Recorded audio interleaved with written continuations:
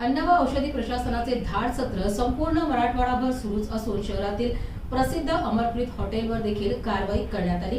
सदर कारवाई दरम्यान गंभीर त्रुटी आढळून आल्याने हॉटेलचा परवाना निलंबित करण्यात आला। निलंबित कालावधीत व्यवसाय चालू ठेवल्यास अन्न सुरक्षा व मानके कायदा 2006 अंतर्गत कडक कायदेशीर कारवाई करण्याचा आदेश देण्यात आलेला आहे। याबरोबरच धाराशिव जिल्ह्यामध्ये देखील प्रतिबंधित गुटखा विक्रेते व वाहतूक करणाऱ्या वाहनांवरही मोठी कारवाई करण्यात आली। या कारवाईमुळे सध्या मराठवाडाभर खळबळ उडालेली आहे।